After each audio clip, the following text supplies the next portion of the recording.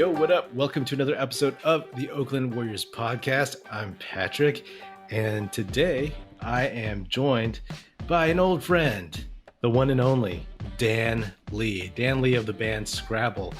What's up, Dan? Hey, how's it going? Thanks for having me. Yeah, man. Welcome to the show. I ask every guest, a little bit about your Warriors fandom. So, what was it like for you? What's your background as a Warriors fan? So I'm born and raised San Francisco and Bay Area in general. So I support all the local teams, and Warriors are part of that. Unfortunately, they were on the losing end for quite a long time. So I think it's great because between them and the Clippers, they used to battle for like the second worst team in the league, and now they're both great teams, and well, one's great, one is okay. one had promise, but they just keep, I don't know, something. They keep clipping. That's what they do. Yeah, exactly. They can't shake that part of it. And I have a funny Warriors story where I actually went to the game against Cleveland where they won the championship in Oakland. On that final game, I went to it. To the game? Yeah. Wow. It was awesome. Where were your seats? Second row from the top. As far away as you could possibly be, except for the guys behind us. But I got those tickets because so I'm a preschool teacher, and that was my first year as a preschool teacher. And this kid was a biter, and he was chasing this kid around, and I knew he was going to bite this kid. So I went and got in the way, and I put my arm out there to stop him, and he just chomped down on my arm. And his dad felt so bad about it that he kept offering to like do something nice for me. And I was like, oh, it's cool. It's fine. I mean, I actually had to go to the hospital, get a tetanus shot and take antibiotics just because the kid's bites are really dangerous, I guess. And he broke the skin. Like I bruised up and everything. Dang, man. But for months, he kept saying, I'm going to send you something and, blah, blah, blah. But he never did. And then one day, the day of that game, he's dropping his kid off in the morning. And he's like, you going to watch the game tonight? And I'm like, yeah, I'm going to watch the game. And he goes, and then he looks at me. He's like, you want to watch the game tonight? And I was like, what are you talking about? And he goes, send me your number. So I text him, give him my number. And then like 20 minutes later, he texted me 2 tickets to the game. Wow. Yeah, that's crazy. Because for me, it's like the Warriors finally winning 3 titles, the Giants finally winning a couple or 3 titles. I was like, well, I guess I'll just admire this from afar and buy the commemorative DVDs. So, I mean, let's talk about the game that just happened, actually. Yeah. So the Warriors beat the Cavs 104-89 in a game that was actually really, really aggravating to me for about 3 quarters, and I was just like, yo, man, like this is not a game that you want to have a letdown game after that impressive Nets win. It was set up to be such a letdown game because the Cavs were missing so many players. I mean, on the Warriors, Andre Iguodala sat, but you're like, the Cavs are so depleted. Like, there is no way we can have, even if there's a letdown, we're not going to lose this game. But then they almost did because they started showing like all the Warriors fans that were in the Cleveland stands. And I was like, oh man, they should just find those people and give them their money back because of the terrible showing. But they came back. I mean, what did you think? What was your impression of the game, of the Warriors tonight and all that stuff? Yeah, my, initial impression for the first 3 quarters was these guys celebrated too hard after the Brooklyn win. Exactly that. It's a letdown game. They weren't coming out as fresh as they probably should have. And I thought, oh, this is going to be a horrible game to talk about. But yeah, I mean, 4th quarter, they just all of a sudden flipped the switch. And, Steph obviously hit his shots, but I thought the defense was amazing at that point. All of a sudden, they just turned the faucet off. But I was going to ask you, like, do you prefer those kind of blowout games where, Steph and Draymond, everybody rests in the fourth quarter, or a game like this where it's actually competitive all the way through, or almost all the way through? I'll take a loss as long as it's a loss where there's effort and it's interesting. I Right. can't take a game that I just find boring, and I felt like their effort was boring for three quarters. Yeah. I get it. They start slow. They started really slow again. What they were down by like at least like 10 before they scored, maybe.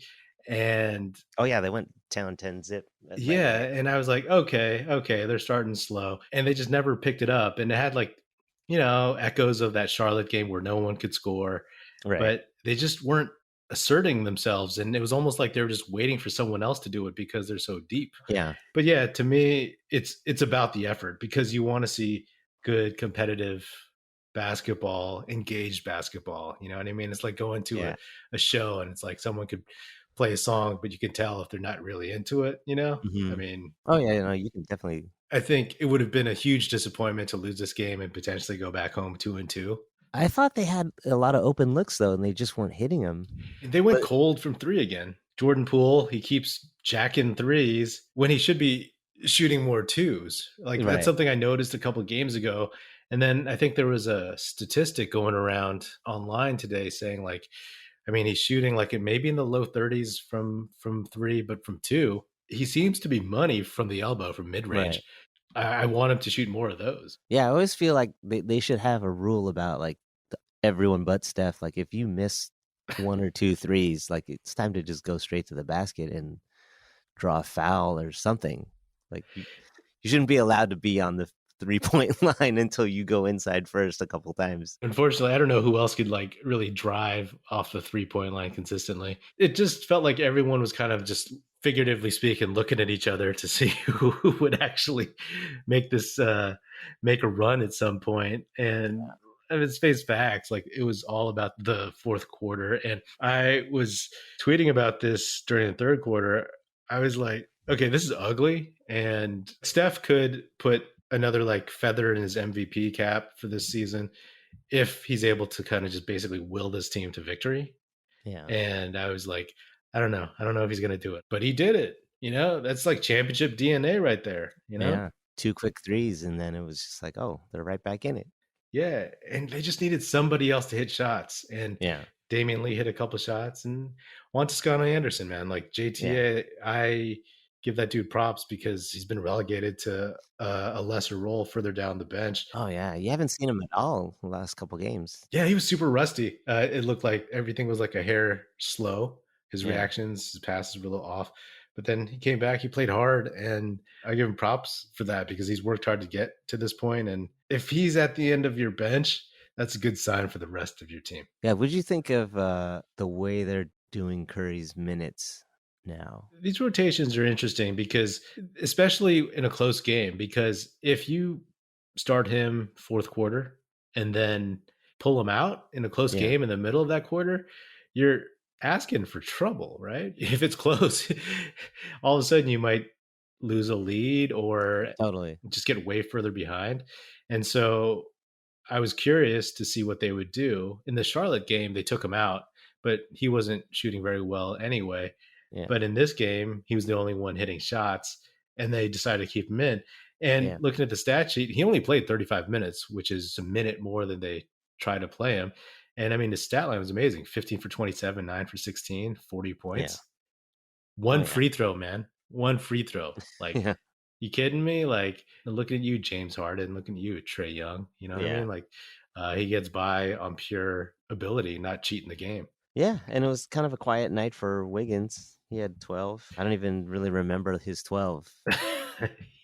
Yeah, his points are usually pretty quiet, man. Like No, but he's had some good games though recently. oh yeah. I mean, he's been more assertive, Yeah. but he just wasn't hitting shots. 0 for 5 from three. I mean, Yeah. 5 for 11 overall.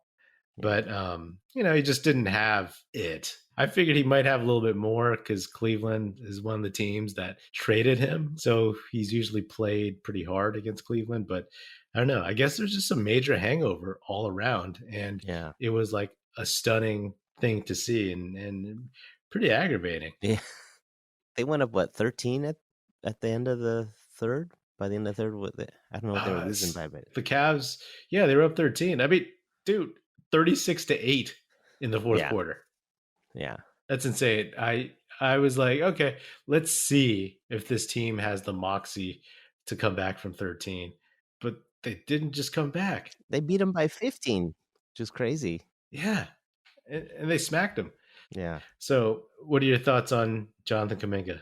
Everybody's favorite dude right now. Yeah, he didn't really do anything this time around. Yeah, he's just got zeros all around. He took 3 3-pointers. So that's probably why. Like he was feeling it. He was feeling himself. But he missed them all. He probably should have went 3 inside and one 3-pointer. I like him, I want to see him play more. Yeah, he didn't have a great game, but I wouldn't make too much of it because to me, it's like, I think he's amazing. I mean, I have my eye on him since the G League. Yes, he needs fine tuning and reps and seasoning, but you'll know this reference. He's not a Donald Foyle. He's not Antoine Jameson. Right. You know what I mean? Somebody who had to change positions all of a sudden and relearn basketball. He's not Foyle who barely played basketball. He's a guy who knows how to play. You know? Both ends. Oh, yeah, for sure. I just can't wait. I want to see Clay in there. I've been itching for Clay to come back, him and Wiseman, but I wonder how that pushes everybody down the line and like whether they get to play with the starters anymore, like once those guys come in. Yeah, I'm curious to see what they do with the rotations. Obviously, like Jordan Poole goes to the bench, but Damian Lee will have fewer minutes. Right. Obviously, Juan Toscano-Anderson is going to have fewer minutes. I'm curious to see what happens with Wiseman. To me, it's a little bit clearer cut with Clay because he's going to start, and so everybody just moves down the line on the wing and at the guard spot. But Wiseman, it's like it really depends on what he can give you. You know what I mean? Like, how do you feel about Looney? Oh man, I love Looney. I hate Looney. I love the guy.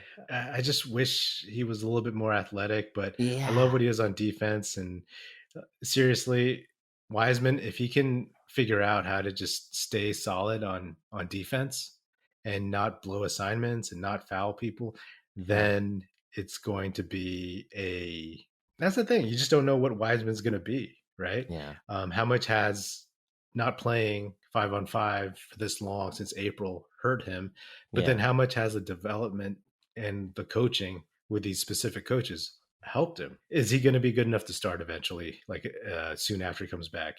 If so, where does that put Looney? Because Bielitsa, he showed why he can play in some of these matchups because he can shoot. Oh yeah, exactly.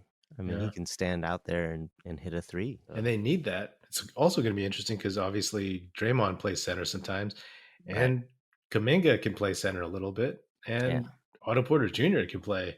They've had him in there as like the other big. I feel like with Wiseman, they should be as careful as they need to be. And same with Clay with those injuries. Yeah. Clay tore his Achilles almost a year to this day. Like I believe it was the 20th of November last year. And sometimes you need a little bit more than a year. So we'll see what happens. But with Wiseman too, it's like I've seen so many times this season where I'm like, oh, I wonder if Wiseman would be able to flush that, Right. Because Looney never jumps and dunks. Like sometimes he's right there and you're just like, just dunk it, dude. Yeah. And he never does. And then sometimes he'll get blocked because of it, because he doesn't go up strong. And you're just like, you're right there, man. Just throw it down. Yeah, I mean, he'll only dunk when he's coming down the lane on a backdoor or like some kind of just cut. And they definitely missed Andre Iguodala tonight just to slow everyone down and calm everyone down. Yeah. Especially like he's somebody that does that, but like when they have slow starts with their starting unit and then he comes in somewhere in the first quarter, that makes a huge difference, So with him not there, people were like, I don't know what to do. Exactly, right? Yeah, I'm gonna shoot it. I guess I'll shoot it. I missed, but I'll shoot it again. The NHL season is underway, and Draftkings Sportsbook, an official sports betting partner of the NHL, has an unbelievable offer to celebrate the greatest sport on ice.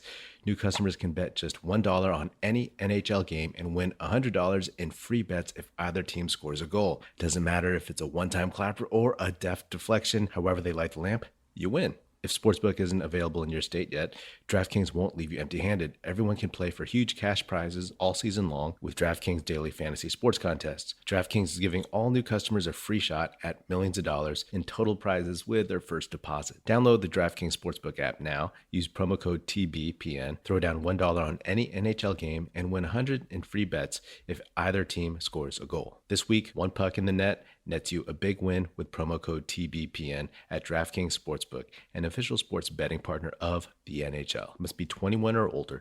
New Jersey, Indiana, or Pennsylvania only. New customers only. Minimum $5 deposit and $1 wager required.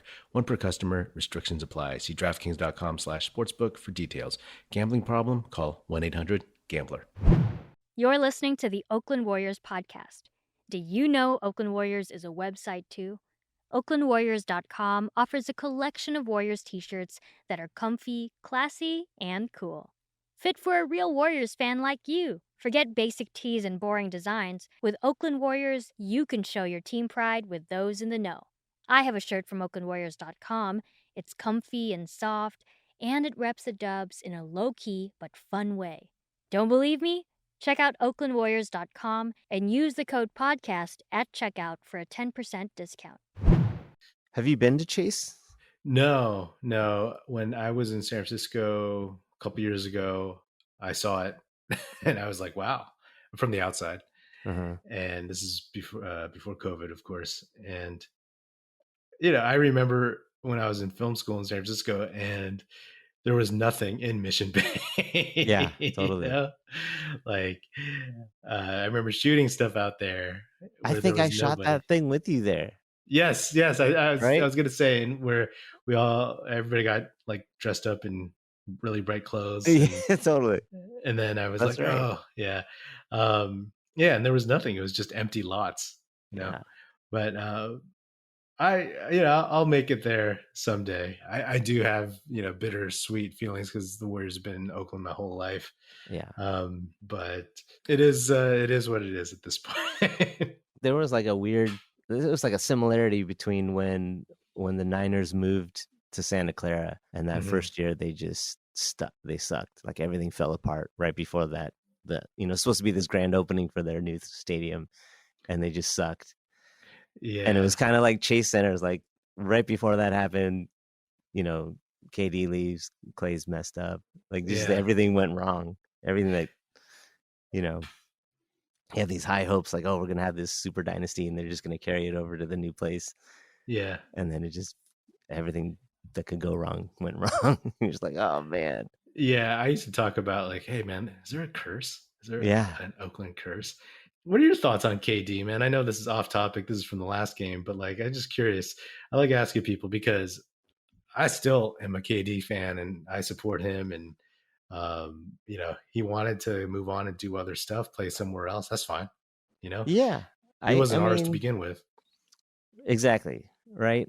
And I think that's why he left. Clearly he didn't feel like at least the way they talk about it, like he couldn't get over the fact that it was Curry's team, even though he was, the MVP of both finals. And, dude, there's no doubting his skill level, obviously. That's his choice to leave. If he wants to leave, that's his thing. It would have been awesome if he stayed, but, what can you do? Like, I'm not going to hate the guy for that. I don't get too petty about, what players want to do individually. Nah, neither do I. Especially like that's the thing that kind of confounds me sometimes, man. It's like people who are like legit hella mad at KD for leaving the Warriors. It's like you could be disappointed. I get it.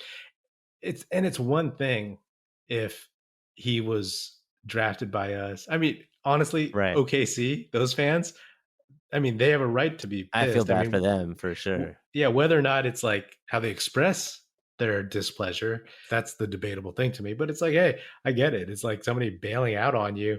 Yeah. That's fine. But he is a basketball nomad, and he came and, as I like to say, blessed us with his talents for a few years and then moved on. It's like it wasn't a betrayal. It wasn't a sellout move. It wasn't, oh, we're not good enough for you type thing. I'm just not sure exactly what it is.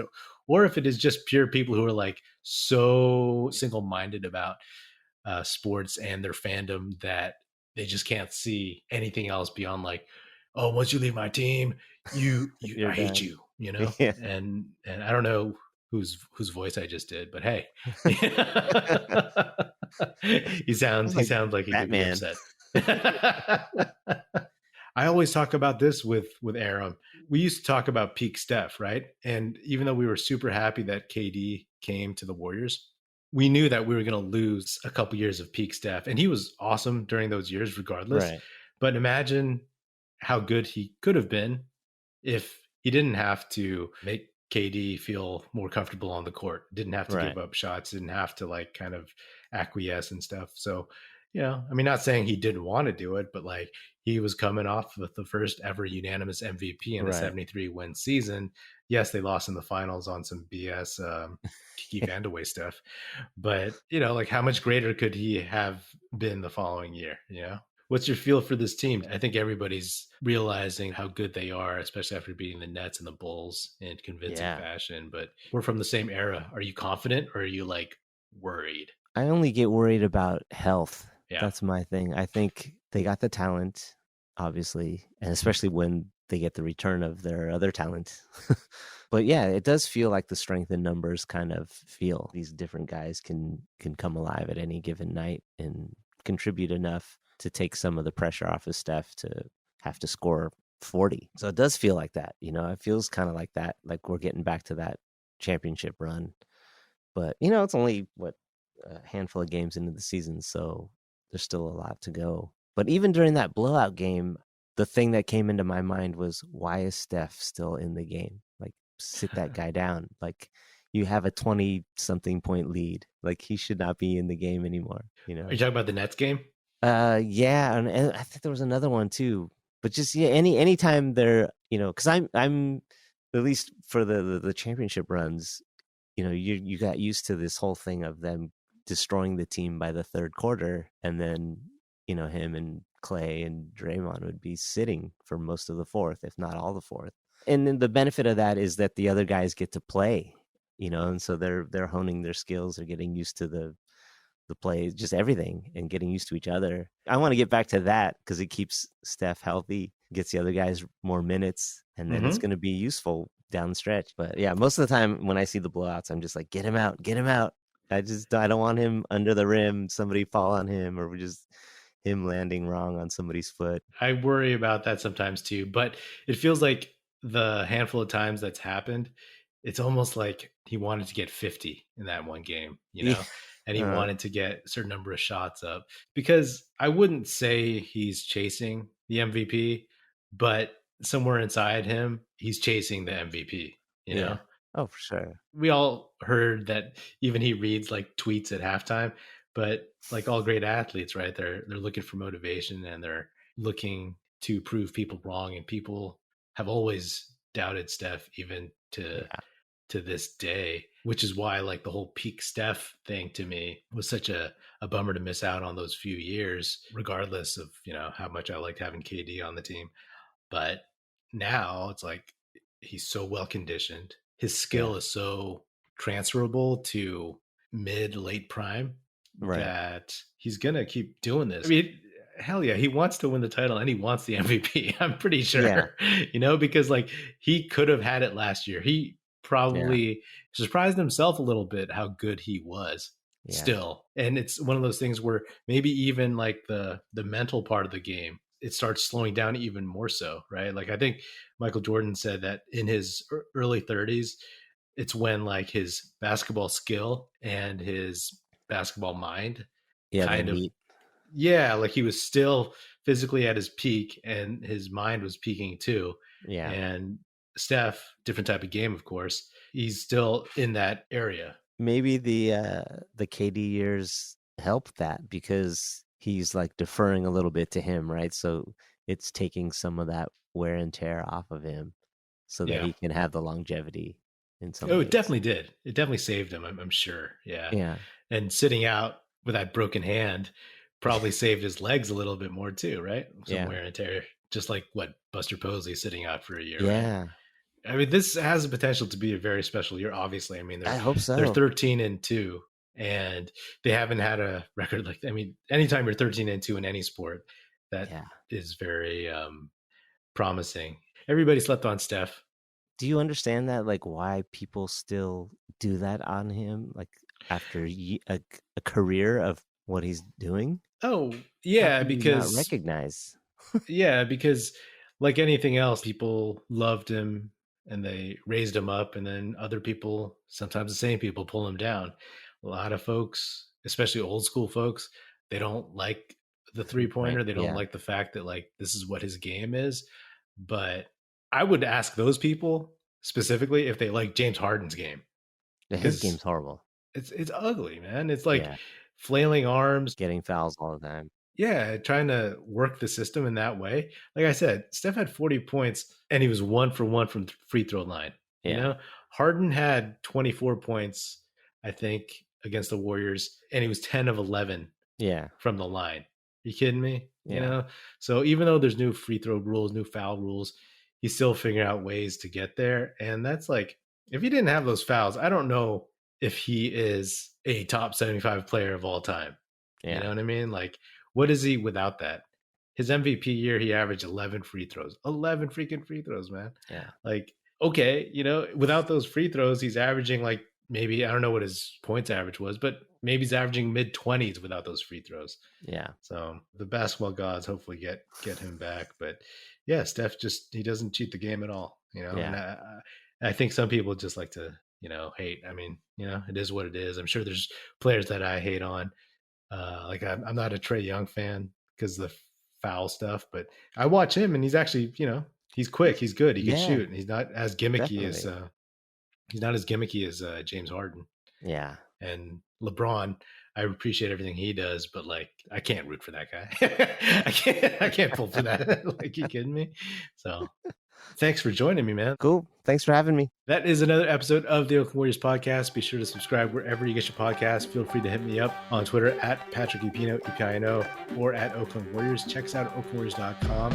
Dan, where can people find out about you? Instagram is BBQ Pants. You can look me up on Bandcamp, Scrabbel, SCRABBEL. That's the band. Sweet. Cool, man. And be sure to tell your fellow Warrior fan friends to tune in and listen. The Oakland Warriors podcast is produced by National Film Society and is a part of the Basketball Podcast Network. That's it. Music in this episode provided by Paper Sun. Special thanks to Paul Amardo for production support. See you next time.